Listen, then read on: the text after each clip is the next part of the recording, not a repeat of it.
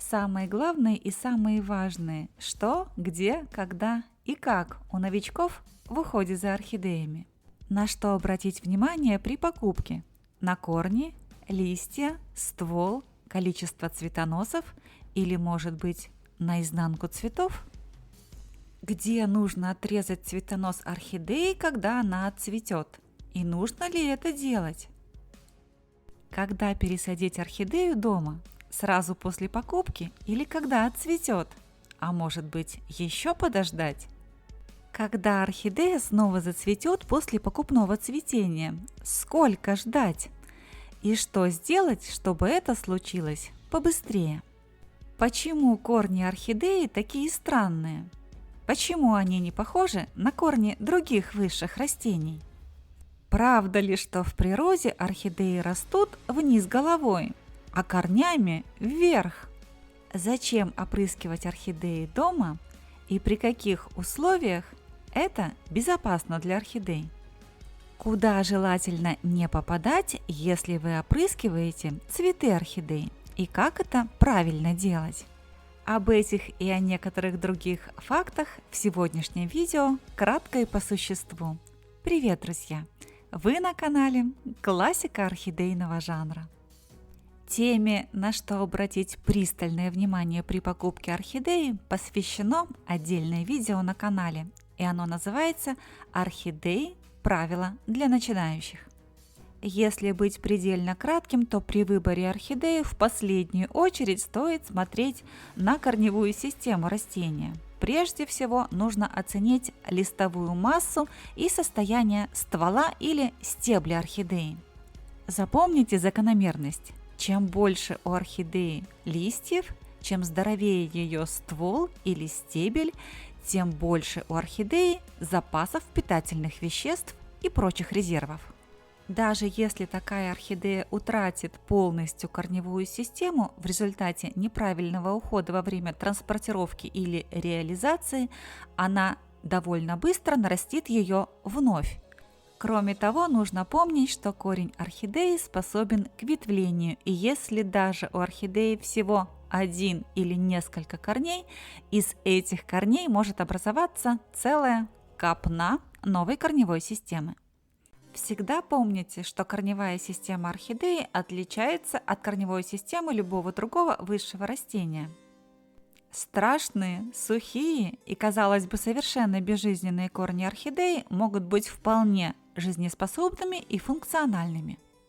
А все потому, что непосредственно сам корень защищен от вредных воздействий окружающей среды защитным слоем, омертвелой губкой или веломеном.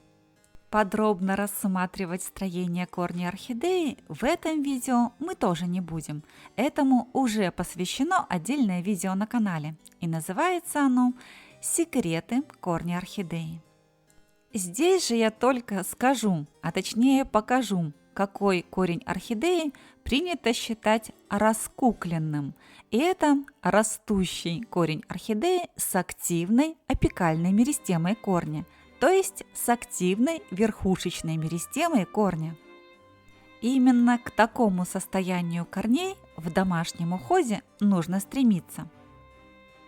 Кроме того, у одной и той же орхидеи в одно и то же время могут быть как растущие, так и нерастущие, то есть неактивные корни, и это является вариантом нормы. И именно отсутствие или наличие таких активных корней определяет следующий факт или следующее «когда». Когда пересадить новую орхидею?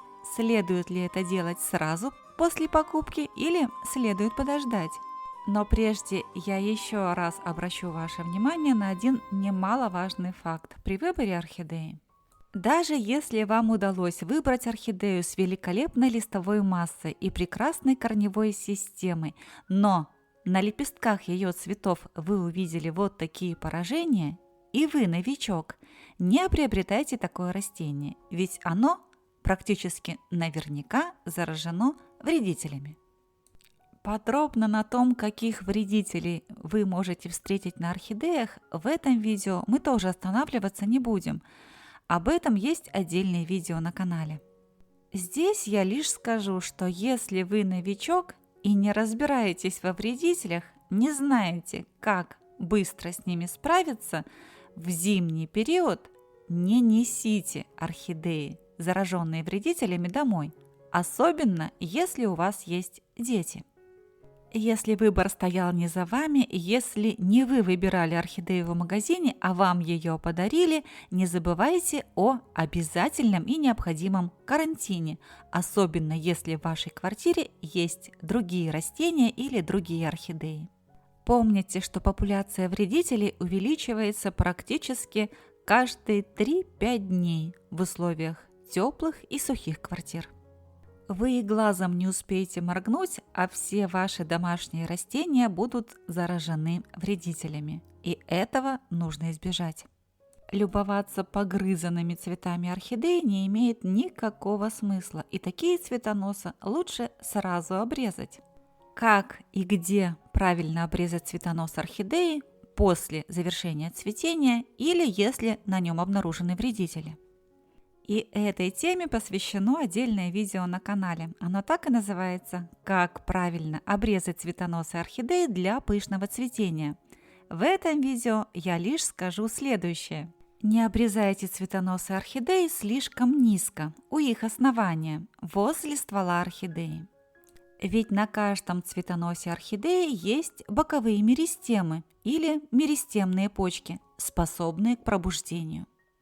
Именно активация таких меристем на цветоносе орхидеи позволит вам в дальнейшем получить необыкновенно пышное и красивое домашнее цветение. Для этого вам не понадобятся мешки удобрений, стимуляторов, активаторов и прочих химически синтезированных препаратов. Для этого вам нужен всего лишь пульверизатор с водой. Постоянно увлажняя боковые меристемы на цветоносах орхидеи, вы активируете их и добьетесь более пышного и обильного цветения. Но есть такие цветоносы орхидей, обрезать которые в принципе не рекомендуется.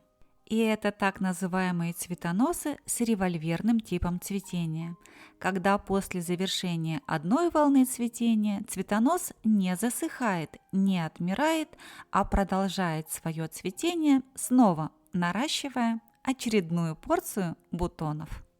Если вы новичок, распознать, к какому типу цветения относятся цветоносы вашей орхидеи, достаточно сложно. Поэтому, если вы пока не разбираетесь в этом вопросе, оставляйте все цветоносы орхидеи, которые уже отцвели. Но даже если вы обрежете цветонос с револьверным типом цветения, ничего сильно страшного не произойдет, ведь даже у таких орхидей боковые меристемы на цветоносах способны к пробуждению. Запомните простое правило. Чем больше цветоносов у вашей орхидеи, тем больше на этих цветоносах меристем, тем более пышным и красивым будет очередное домашнее цветение. Когда ждать первое домашнее цветение у покупной орхидеи? В нашем чате обсуждений канала «Классика орхидейного жанра» в Telegram некоторые участники ждали первого домашнего цветения 1,5 года. Я знаю случаи, когда ждать приходилось 3 года и более, но орхидеи не цвели. Могу вас заверить, что не все так печально, и орхидеи в домашних условиях зацветают гораздо быстрее, если все сделать правильно. На ваших экранах фаленопсис ягуар, который пришел в посылке из Португалии, находясь в пути ровно 2 недели. Этот фаленопсис зацвел ровно через 5 месяцев после получения, отрастив 2 полноценных листа. Вот уже почти 8 месяцев этот фаленопсис растет в моих домашних условиях и до сих пор не пересажен. Споры о том, следует ли пересаживать орхидею сразу после ее покупки, кипят до сих пор. Одни вытряхивают свои орхидеи в тот же день после покупки, несмотря на их цветущее состояние и стресс после транспортировки и реализации в магазине, а другие не торопятся с этим процессом несколько лет. Кто прав? Если вы новичок И если вы не до конца понимаете всех процессов, происходящих внутри орхидеи, не торопитесь с пересадкой после покупки. И вот почему. Чаще всего у новичков не созданы правильные условия для благополучного развития орхидей. У них нет дополнительного освещения, они не понимают, как правильно поливать орхидею и тем самым усугубляют возможные проблемы растения, доводя его до неминуемой гибели. Не будем спорить с теми, у кого получается хорошо пересаживать орхидеи сразу после покупки, несмотря на их цветущее состояние. Попробуем выработать алгоритм действий тех, у кого это делать не получается. Итак, если ваша орхидея плотно сидит в покупном горшке, ее корневая система хорошо развита и доросла до дна горшка, пересаживать ее сразу после покупки совершенно не обязательно. Особенно если такая орхидея появилась у вас дома в осенне-зимний, холодный и темный период года. Позвольте такой орхидее адаптироваться у вас дома и запустить активацию всех ростовых процессов.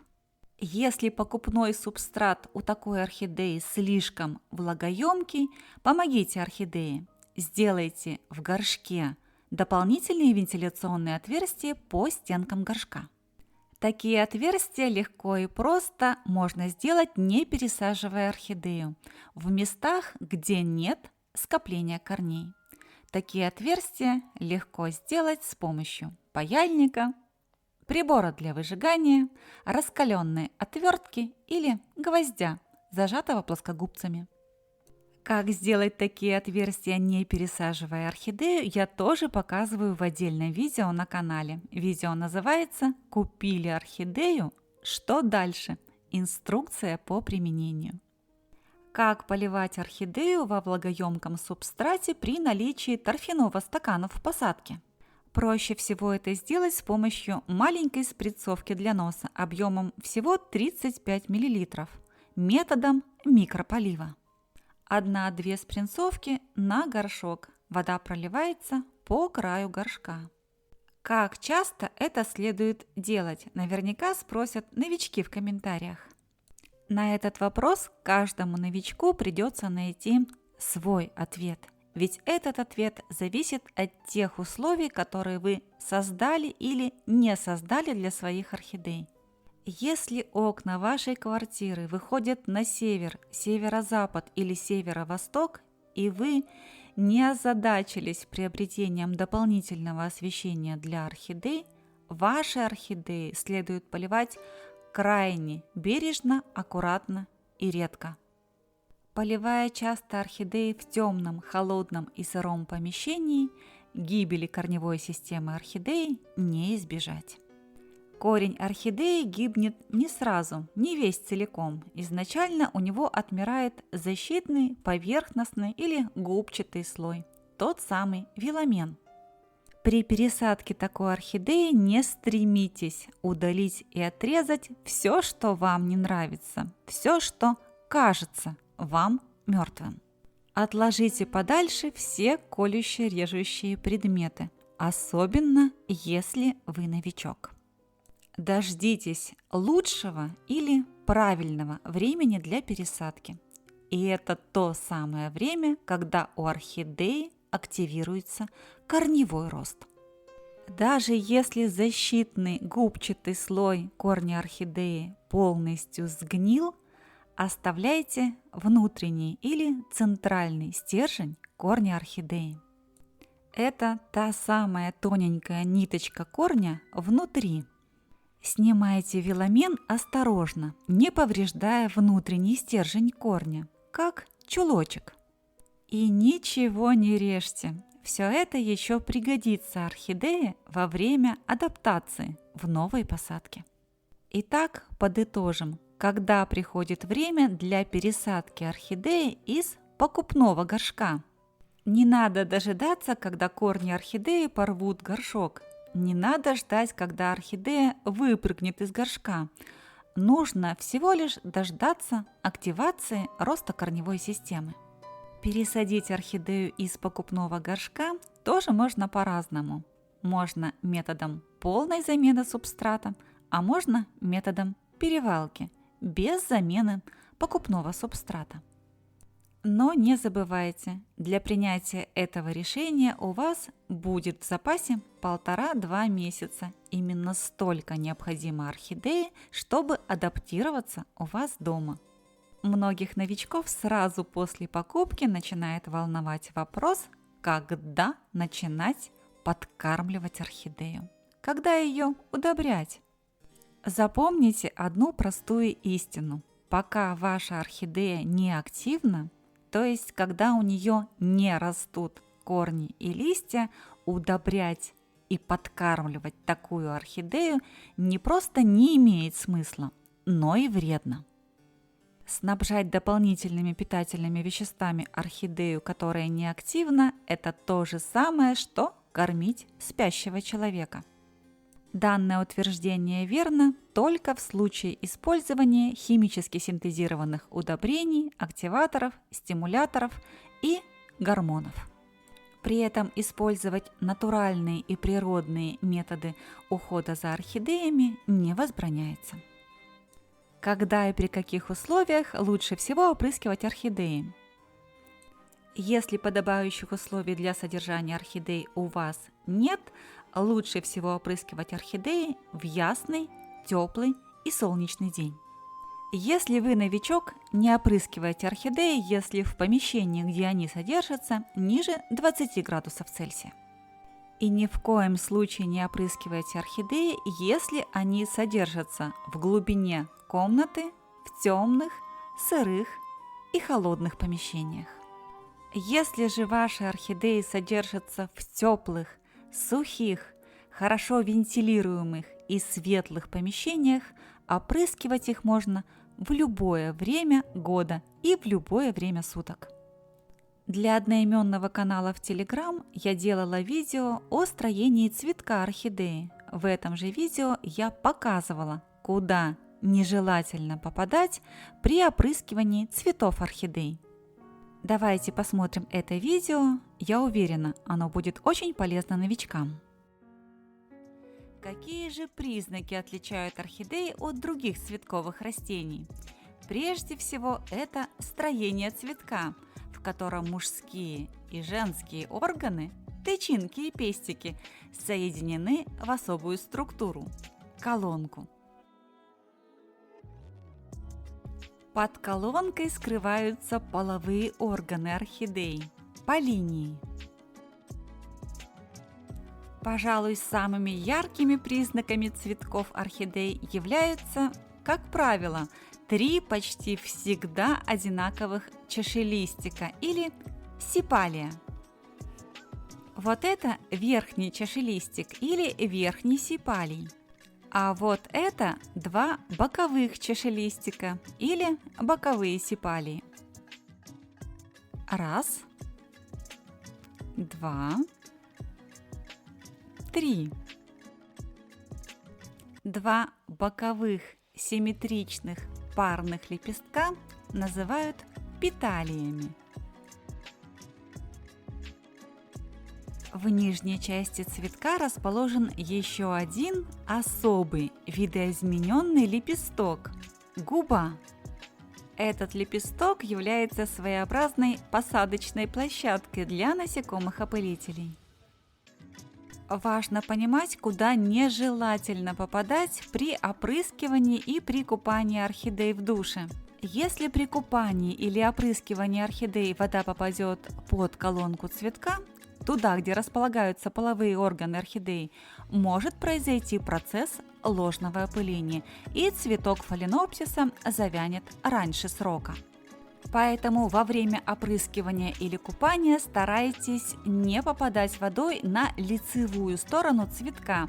Опрыскивайте и купайте орхидеи либо сверху, либо с задней или тыльной стороны цветка. Ну и, пожалуй, последнее, самое глубокое заблуждение, которым чаще всего пугают новичков. Почему орхидеи нельзя опрыскивать дома? и почему в природе орхидеям не страшен дождь. Основной аргумент людей, мало знакомых или вовсе не знакомых с физиологией орхидей, состоит в том, что якобы орхидеи в природе растут корнями вверх, а точкой роста вниз. Я провела эксперимент и намеренно посадила видовой фаленопсис корнями вверх, а листовой массой вниз. Видовой фаленопсис моей заботы не оценил. Он отказывался цвести, искривлял свой ствол по направлению к свету и пытался расти вверх. И только после того, как я закончила этот глупый и антинаучный эксперимент и вернула растение в его нормальное состояние, в соответствии с тем, как растут все высшие растения на Земле, орхидея зацвела. По сути, самой главной рекомендацией, которую я могу вам дать, будет рекомендация изучить целиком и полностью контент канала «Классика орхидейного жанра». Самый главный плейлист для изучения – фаленопсисы, вопросы по уходу. По большому счету, для успешного выращивания орхидей нужно очень малое, и все это можно сформулировать буквально несколькими фразами. В этот момент я приняла решение пойти в цветочный магазин и купить какое-нибудь удобрение.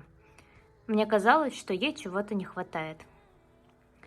На мое удивление, в магазине консультант предложила мне подписаться на ваш канал и отговорила покупать удобрения сейчас. Она посоветовала попробовать ухаживать за орхидеей так, как на канале описываете вы. Что я и сделала. Я изучила ваш канал, особенно раздел «Фаленопсисы. Вопросы по уходу».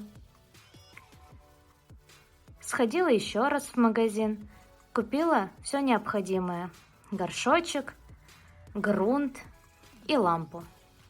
Запомните 3 вещи, которые приобрела Елизавета для своей первой и единственной на тот момент орхидеи: горшочек, грунт и лампу.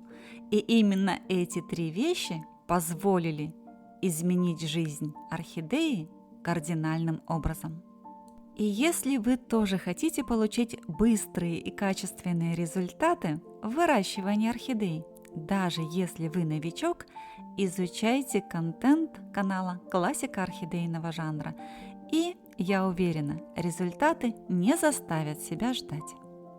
Как расцвела полностью первая орхидея Елизаветы, вы сможете узнать, присоединившись к нашему телеграм-каналу «Классика орхидейного жанра». А мне осталось лишь попросить вас поставить пальчик вверх под видео и написать комментарий. Это поможет каналу и алгоритмам YouTube для продвижения видео. Ну и, конечно, не забывайте нажать кнопку «Подписаться», если смотрите канал без подписки. И помните, что впереди у нас очень много интересного.